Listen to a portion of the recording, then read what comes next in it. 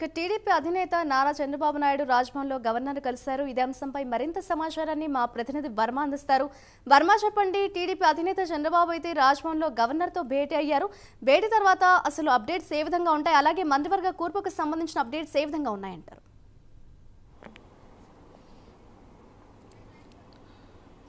మాధురి, ప్రస్తుతం ఏదైతే ఆంధ్రప్రదేశ్ రాష్ట్ర మంత్రివర్గాన్ని ఏర్పాటు చేయాల్సిందిగా కొద్దిసేపటి క్రితమే గవర్నర్ అబ్దుల్ నజీర్ ఆహ్వానం కూడా పంపారు. దానికి అనుగుణంగానే కొద్దిసేపటి క్రితం రాజ్భవన్కి చంద్రబాబు కూడా వెళ్ళిన పరిస్థితి అయితే ఉంది. ఈరోజు ఉదయం టీడీపీకి సంబంధించి పార్టీ అధ్యక్షుడు అచ్చెన్నాయుడు, అలాగే బీజేపీ రాష్ట్ర అధ్యక్షురాలు పురంధేశ్వరి, జనసేనకి సంబంధించి నాదెళ్ల మనోహర్ ముగ్గురు కూడా 164 మంది మెజారిటీ అభ్యర్థుల సంతకాలతో కూడిన వినతి పత్రాన్ని అబ్దుల్ నజీర్ గవర్నర్కి అందజేసి పూర్తిగా ప్రభుత్వ ఏర్పాటుకు తమకున్న బలాల్ని వివరించి పూర్తి స్థాయిలో ప్రభుత్వ ఏర్పాటుకి సన్నాహాలు చేయాలి అని చెప్పి కూడా కోరిన నేపథ్యంలో ఉదయం తర్వాత కొద్దిసేపటి క్రితమే గవర్నర్ ఏదైతే ప్రభుత్వం ఏర్పాటు చేయాలంటూ కూడా ఆహ్వానం చేయడం, దానిలో భాగంగానే చంద్రబాబు కొద్దిసేపటి క్రితమే రాజ్భవన్కి చేరుకున్నారు. ప్రస్తుతం అబ్దుల్ నజీర్తో ఏదైతే రేపు ప్రమాణ స్వీకారంగా తన ముఖ్యమంత్రిగా ప్రమాణ స్వీకారం చేయడంతో పాటు 25 మంది ఏదైతే సభ్యులతో కూడినటువంటి మంత్రివర్గాన్ని కూడా ఏర్పాటు చేయబోతున్నట్లుగా అయితే ఆయన వివరించడం అయితే జరుగుతూ ఉంది.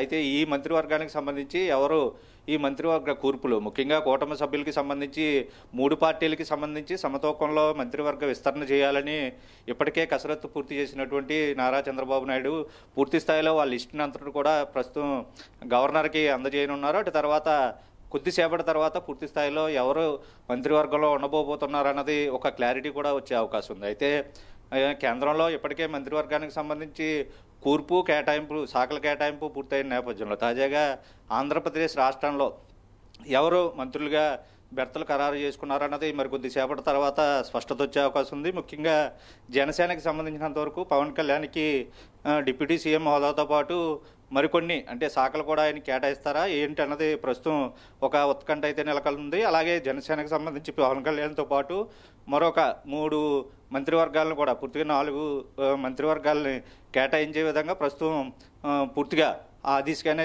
ఇప్పటికీ చర్యలు కసరత్తు పూర్తి చేసినట్లుగా తెలుస్తుంది. అలాగే బీజేపీకి సంబంధించి పూర్తిగా ఇద్దరికి మంత్రివర్గం కేటాయించే దిశగా ఇప్పటికే పేర్లు కూడా ఖరారు చేశారు. అయితే ఆ లిస్ట్ అయితే ప్రస్తుతం గవర్నర్ ఆమోదించాక ఏదైతే ప్రాంతాల వారీగాని అలాగే కుల మత సమీకరణాల అంశాల వారీగా ప్రస్తుతం ఈ మంత్రివర్గానికి సంబంధించి కూర్పు అన్నది చంద్రబాబు అయితే చేశారు. దీనిలో భాగంగానే పూర్తి స్థాయిలో ప్రస్తుతం ఆ లిస్టు మరి కొద్దిసేపట్లో గవర్నరు ప్రకటిస్తారు. అటు తర్వాత ఎవరికి ఏ శాఖలు వస్తాయన్నది ఒక స్పష్టత వచ్చే అవకాశం అయితే కనపడుతుంది. మాధురి, అయితే వర్మ, మంత్రివర్గ కూర్పుకు సంబంధించి ఎక్కువగా ఏ సామాజిక వర్గానికి ఇంపార్టెన్స్ ఇచ్చారని అనుకోవచ్చు అంటారు? అలాగే నేతల అంతర్గత టాక్ ఏంటి? మాధురి, ఇక్కడ ముఖ్యంగా మంత్రివర్గ కూర్పు అంటే ప్రాంతాల వారీగా సమతూకం ఉండాలి, అలాగే కులాలకు సంబంధించి అందరికీ సమానత్వం కల్పించాలి, ముఖ్యంగా మిత్రపక్షాలకి కలుపుకుని వెళ్లే విధంగా మంత్రివర్గ కూర్పు అయితే చేయాలి.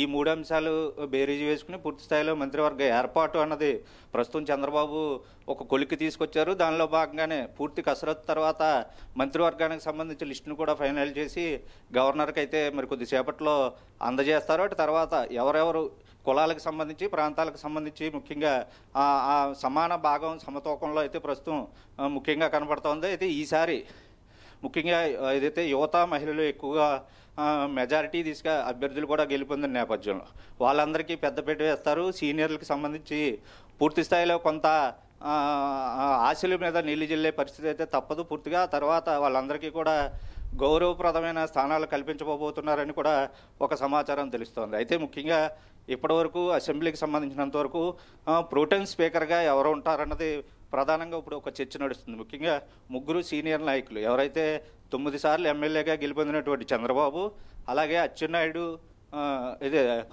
అయ్యన్న పాత్రుడు, బుచ్చయ్య చౌదరి, వీళ్ళిద్దరూ కూడా 7 సార్లు ఎమ్మెల్యేగా పనిచేసిన నేపథ్యం ఉంది. అయితే చంద్రబాబు రేపు ముఖ్యమంత్రిగా ప్రమాణ స్వీకారం చేస్తారు కాబట్టి ఆయన ప్రోటెం స్పీకర్గా అయ్యే అవకాశం ఛాన్స్ లేదు. మిగిలిన ఇద్దరిలో ఎవరు ప్రోటెం స్పీకర్ అవుతారన్నది ఒక చర్చ కూడా నడుస్తోంది. అయితే ప్రోటెం స్పీకర్ అయితే నియోజకవర్గాలకు సంబంధించి 175 నియోజకవర్గాల్లో ఎవరైతే ఎమ్మెల్యేలుగా గెలుపొందారో వాళ్ళందరి చేత ప్రమాణ స్వీకారం చేసే అవకాశం ఉంటుంది. కాబట్టి ఇప్పుడు అయ్యన్న పాత్రుడా, బుచ్చయ్య చౌదరి ప్రోటెం స్పీకర్ అవుతారా అని ప్రస్తుతం చర్చ ఓకే. నడుస్తోంది.